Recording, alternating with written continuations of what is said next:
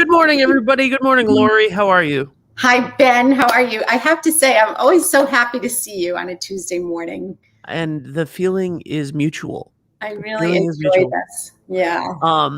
How was your weekend? How was your day? You got a little bit of a different scenery?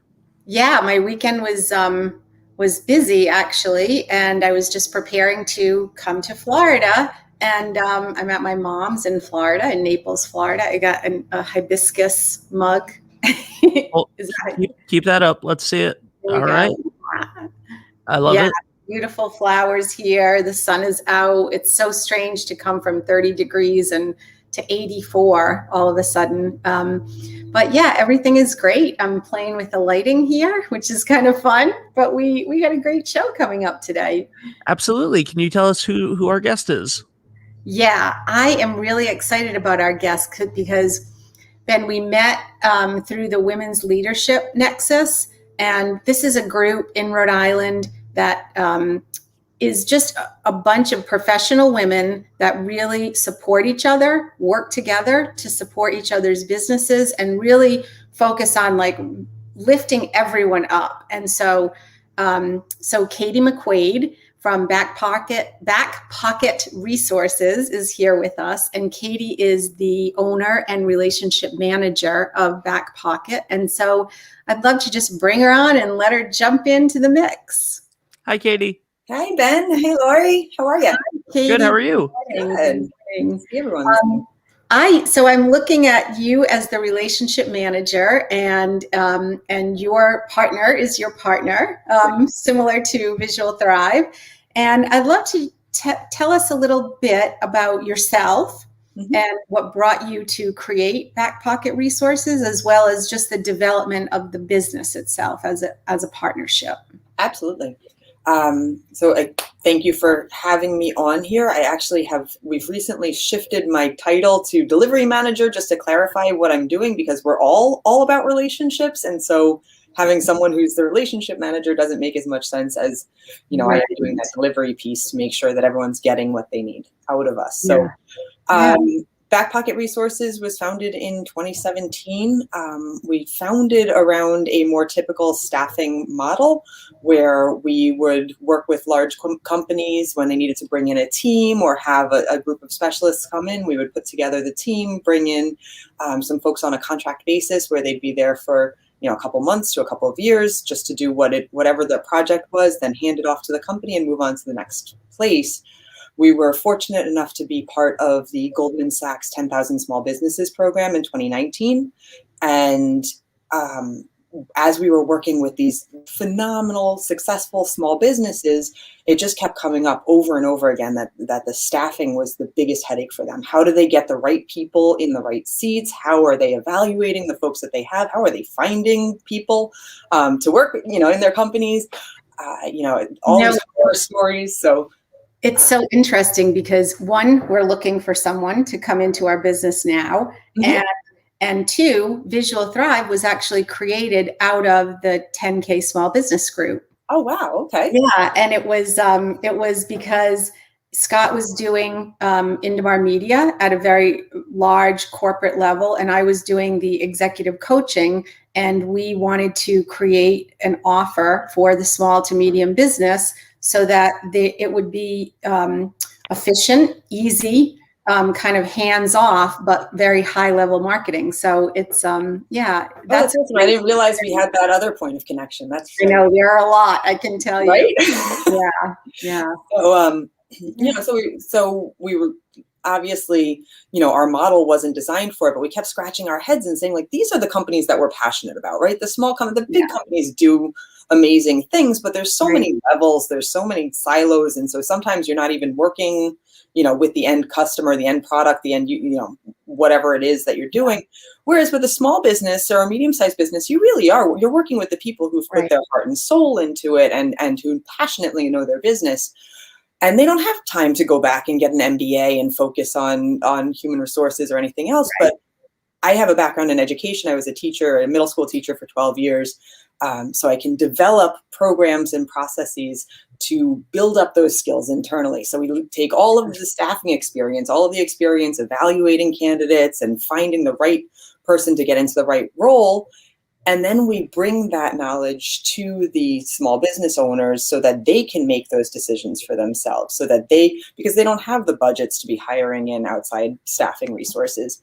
So it's been really great to just develop these really individualized programs exactly for what the client needs, and wherever their pain points are, wherever those places are that things are falling apart.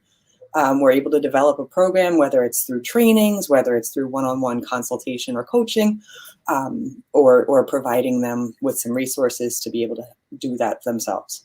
When you come into a business, do you, how much of what you do is educating the business itself so that they have a good foundation to understand like that whole transition of bringing people in or recruiting people and then being able to onboard that person? Yeah, so I mean, each different client, we like to think of it as a journey, right? We're taking a company through a journey. There's a process, and we're there more as the guide. And so we always start out with what we call the discovery call, where we just spend an hour. There's no cost, no obligation, and we just talk and understand. All right, where are you? Where have you been? Where are you going? What are you running into trouble with? Where are those patterns that keep falling apart? Because so often it's not, oh, I have a specific problem with this. We'll hear, oh, we've hired 3 bookkeepers in a row and none of them are able to do X, Y, or Z. And you're like, okay, so we have to evaluate for that, make sure that we're in there.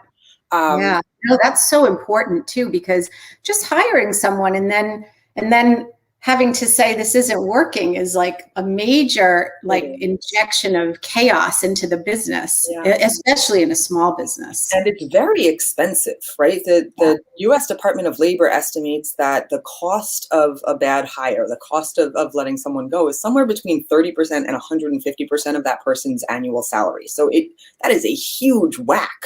In addition to you not actually getting the work done that you were hoping to get done, you have this huge cash outlay, and companies can't absorb that. Yeah. Can you talk to us? Yeah. Oh, I was going to say, what do you look for when you're hiring, both of you? So what we find is that you really need to understand the story of the role, right? If you know, why is this position open? Who does this person report to? What is the team personality or culture like? Of course, obviously, what are the hard skills that the person needs to be able to do? But what are the soft skills? What are the interactions that they need to have? And what are the gaps that we have as an organization that we could be looking for someone who could help us fill that?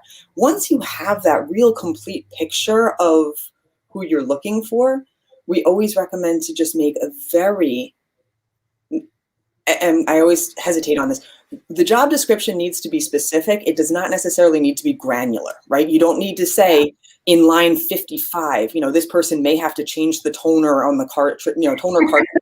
You don't need that level of specificity. What we say about that is treat the business like it's your own business. Yeah. And there you go, you're done. You are a part of this business, and we expect you to act like a part of this business. Yeah. Yeah. And that's the thing, while you're posting the job, while you're interviewing, while you're talking with people, it should be a two-way process. You should be telling them about the organization that they're coming into, because a lot of people get into a company and they'll say, they told me it was sunshine and rainbows, and I got in here and it's chaos. And some people thrive in whatever your environment is. You'll find someone who can thrive in that environment, who really will enjoy that environment. But if you sugarcoat it and gloss over any of the issues that you're having, or make it seem like something it's not, you're setting yourself up for a disconnect. And when you set yourself up for a disconnect, that's when people feel like they've been hoodwinked, they've been taken advantage of, they've stepped into something that they're not expecting. When they know what they're coming into, even if it's like our hair's on fire, we have like all these emergencies. But even on the other side of that, I would say, as an employer, I always think that my focus is we operate openly. We immediately give trust.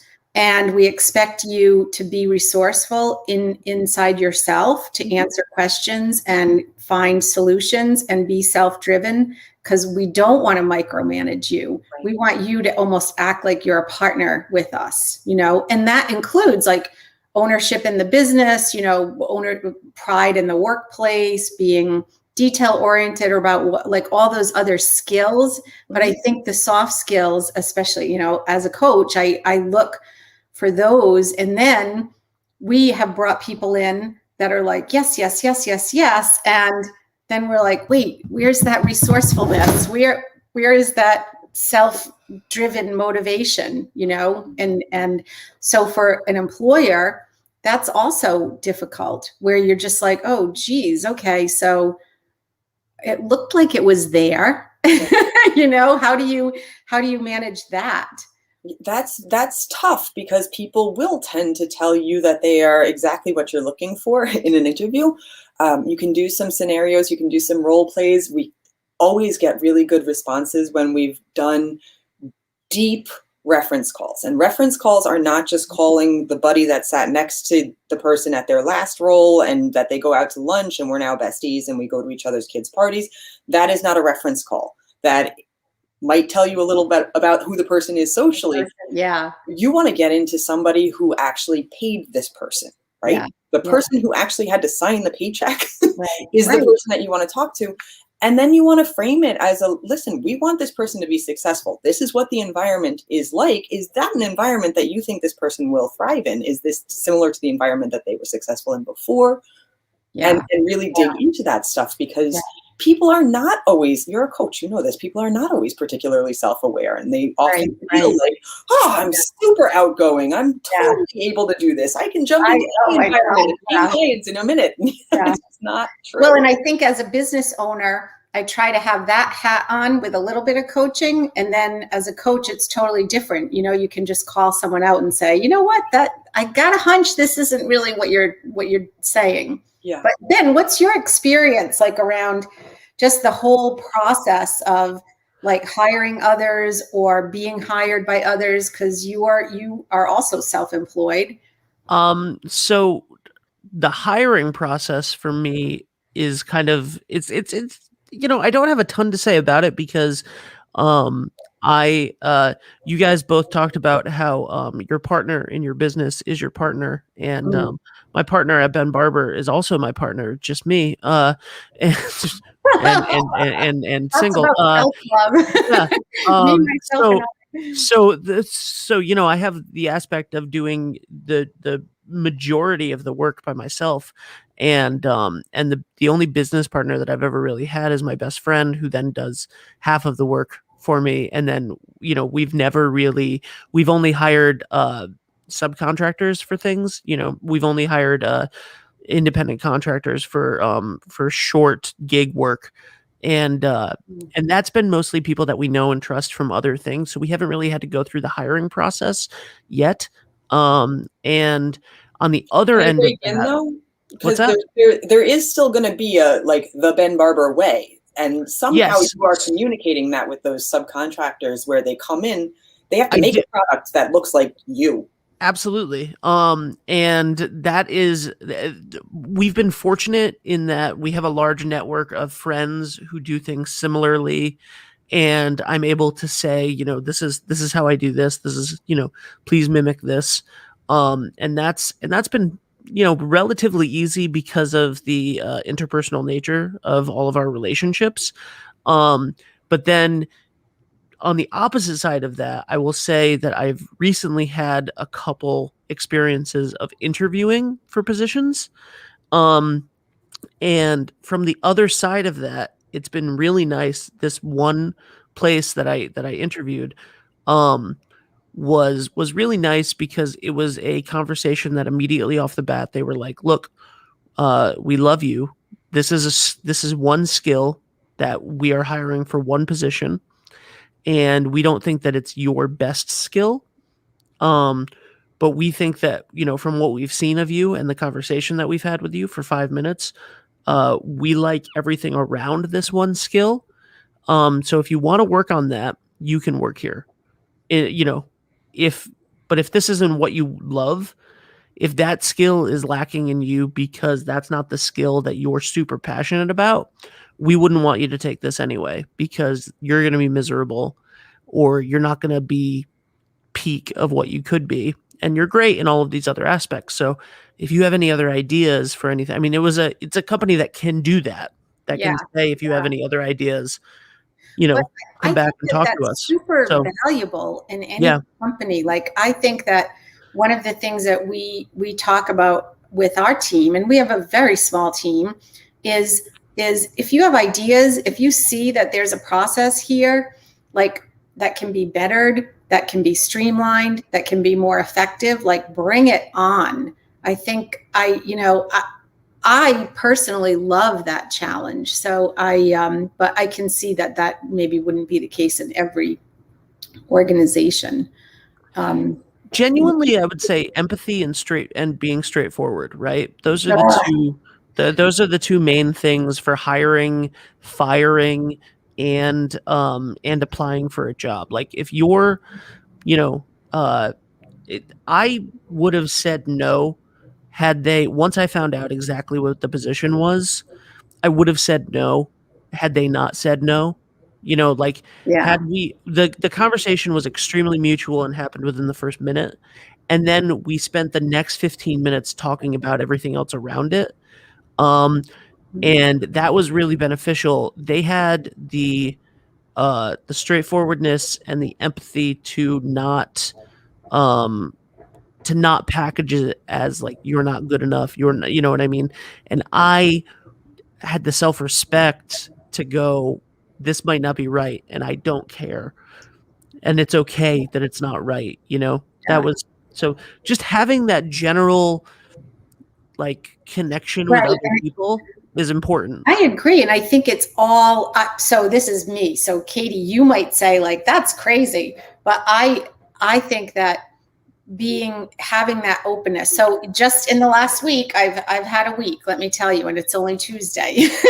So, but we were talking with a potential and shared information that we thought, all right, we want to get this rolling, let's go. And then that information was breached, and then they came back and said, well, I didn't sign an NDA. So it was like, wait, what? Okay, no NDA, no relationship. This doesn't work for me. And that can be weird, and so you can't even start an employment relationship when that's the beginning of it. But I think so. Let's shift a little bit into the pandemic, because we see the unemployment numbers. We see, all the hustle around hiring and going on these sites to, find a job, find your best job. I'm trying to think of the name. I can't even, like Indeed.com or something like that. And they try to, do this match, but I just want to, I got this. I just want to talk to you a little bit about that transition and what organizations have experienced. But for example, if there are so many people that are unemployed and looking for work, like, where do you see that successfully coming together right now?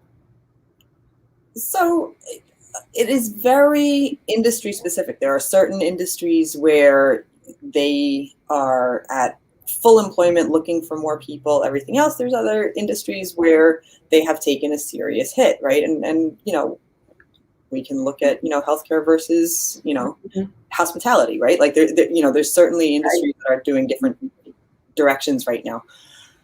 At its fundamental level,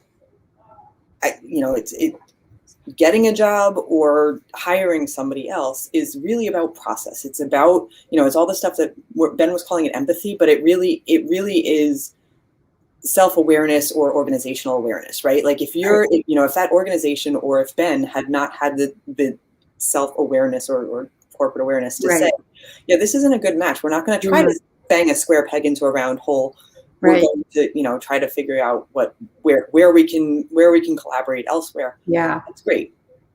a lot of times what happens is, in order, people will go on Indeed or Monster or, LinkedIn, whatever, name it, pick your poison, and they'll apply to 500 jobs. Well, if 500 people are applying to 500 jobs, like all of a sudden we have like 25,000 people that we need to figure out who's who and who's where. The hiring managers are buried under with, 100, and they'll look at us and they'll go, Right. I got 1,500 applications and none of these people have ever even looked at my industry before. Well, right? and I'll tell you, done so it. I'm seeing at the angle from the coaching perspective, where people will come and say, I've sent out 500 applications and I never hear anything from anybody. And so that's why I think like there's got to be some way to deal with this match. And it sounds like your organization is such a great place to kind of have a company say, listen, this is what we're looking for. We want to make sure that we're getting the right people. Secondly, I would say, I know that you're not a staffing organization. So let's talk about like the difference between, that creating that match and the work that you do that is a little, that's more in depth than that. Right. So, it's the difference between give a man a fish and teach a man to fish, right? In the give a man a fish model, you pay back pocket resources or some other staffing firm, either a percentage of the salary or a flat rate or however that's negotiated. And we go out in the world, we find a candidate for you, we check their qualifications, we do whatever screenings that are necessary. And then that person is passed off to you either as a contractor through our company or as your employee, and that's it. It's done. It's very expensive, right? And small businesses generally can't handle that. It can be, 20 to 25% of an annual salary in fees. That may be worth it for that purple unicorn that you have to hire once, right? If you need, if the founder of a company is stepping aside and needs to find their succession plan, handoff person, that may be something where having a staffing expert come and help you to identify that person makes sense. If you're running a solid waste company and you need CDL drivers who can deliver dumpsters, it doesn't make any sense for you to hire us to find a driver for you, right? Because we'll charge you the fee for hiring that driver. And then 3 months from now, 6 months from now, either through growth or attrition, you'll have to hire that role again. Right. So it makes more sense to hire us to develop a process that works for your company, for your roles, for the types of things. Oh, I love that. And then once you have that process and we develop what the sort of ideal communication cadence is, what it looks like as you're moving through it, so that candidates aren't feeling burned, but also so that, the company isn't feeling overburdened by having, a million non-relevant applicants. Right. It clarifies the process for everyone and makes it run so much more smoothly, because it really is. It's just about having a process and having a communication plan. I think that, so I'm going to ask you about like what the ideal gig would be, but that's in our lightning round. So I have the last question I have for you. Ben, do you have a question? Now I know, I can see the wheels turning. I'm like, Ben, what do you got? I have a question. Yeah. Sure. You mentioned the purple unicorns. Yes. How do you, it's a two-part question. Number one, how do you identify that someone is a unicorn? And number two, and maybe give the definition of a unicorn, because now I seem crazy. And number two, have you seen a lot of entrepreneurs, former entrepreneurs, going into the workspace of being an employee because of the pandemic? And I personally know of a lot of people who changed their Instagram bio to intrapreneur because they're now in between, and a lot of people in the events industry and stuff that this has just completely shut the door and shut the door for a long time on their industry. And have you seen a lot of influx of that in people in the job market? So that's a multi-part question. So I'm so sorry. Yes. So everyone is a unicorn, right? Everyone has their own unique capabilities, strengths, values, perspectives, backgrounds, training, skill sets, and ideal work environment. It's a puzzle matching thing. right? When you are looking for a role to fill a position that can be trained reasonably easily, you have a broader spectrum of candidates that could fill that role. In other words, a more entry-level role or something that's got more nebulous responsibilities or anything like that, right? There you're hiring more for aptitude, for personality, that, you know, because the skills are very trainable.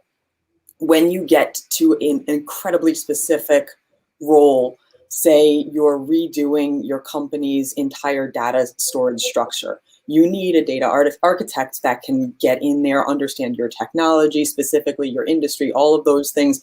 That is a much narrower pool of people who could successfully do that role, because it's both extraordinarily technical, high level, strategic, all of those things. So you couldn't just train for that in a few months, right?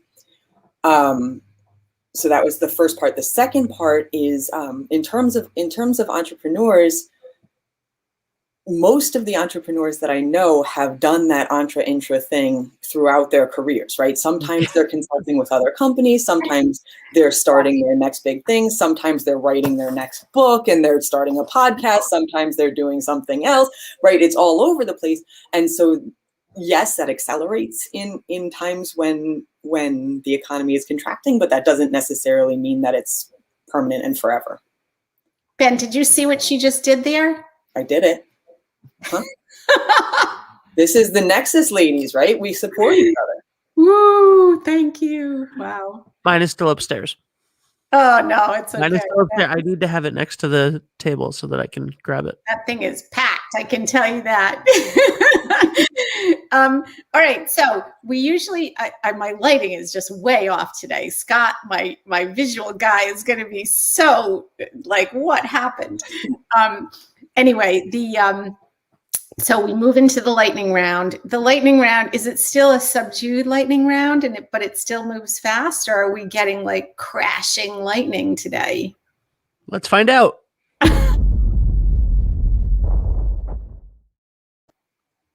That was pretty good. At least we got some good sound going. I did that at the beginning of this show, so I was like, I hope the sound works. I don't know. I made a new one, and I just grabbed an audio clip that I had from something else, and I was like, maybe this will work.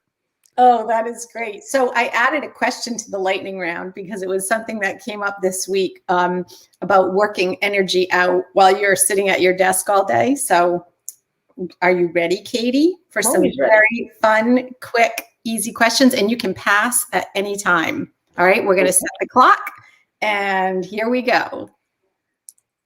All right, what was the biggest business shift you made in the last year?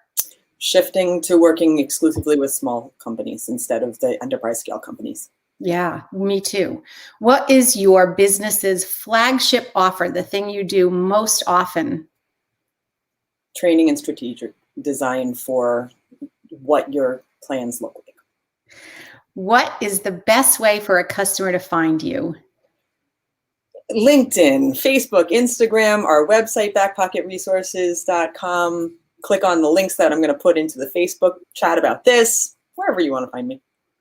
And if you were hired for the coolest gig ever, where you're just like, holy moly, what would it be? I would love to design for nonprofits to effectively hire board members. Ooh, I love that. And here's the last one. What is your go-to dance music when you're in your office and you need to like get that energy out? What kind of music would you put on? It's the Destiny's Child Pandora station every time. Woo!